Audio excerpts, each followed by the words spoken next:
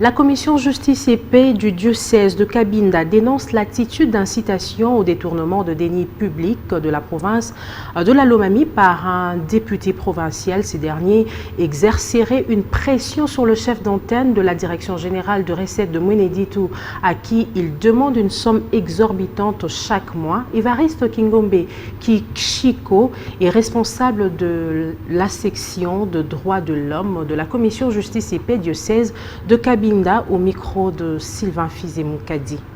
Nous avons été saisis et du téléphone, nous avons eu une information selon laquelle un député est en train de se payer le luxe d'imposer à un chef d'antenne. Donc, il attend du chef d'antenne chaque mois 1 million de francs. Donc, une contrainte qu'il fait sur un chef d'antenne pour que celui-ci, de ce qu'il perçoit, puisse lui remettre 1 million de francs chaque mois. C'est le chef d'antenne de Mweneditu. Nous avons été appelés pour ça. Alors, nous estimons que ce sont des pratiques qui doivent disparaître.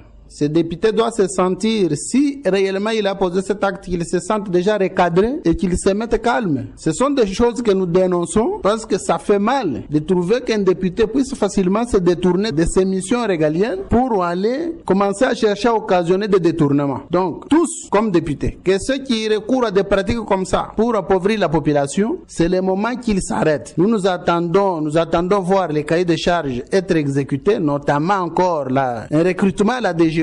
C'est attendu par la population. Pendant ce temps, il ne faut pas encore que la même médiocrité puisse continuer. Nous voulons que l'argent de la province soit pour la province et que les dirigeants de la province et l'exécutif puissent poser les actions à impact visible. Voilà ce que la population attend et non entendre le contraire. Alors, nous ne voulons pas que ces députés poussent la population à pouvoir éclater un jour parce que la population en a assez. La population est en train de se prononcer régulièrement. On aurait voulu que les députés aillent contrôler les ministères.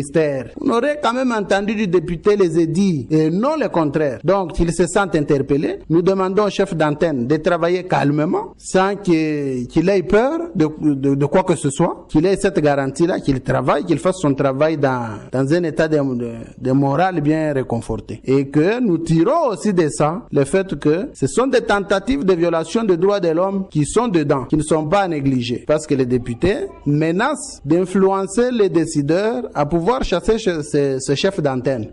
Alors, au cas où les décideurs auraient réfléchi de cette manière, donc les députés comme les décideurs ont porté atteinte au droit au travail de cet individu qui est le chef d'antenne et nous estimons que les structures de droits de l'homme dans leur ensemble seront debout pour qu'ils en payent les prix.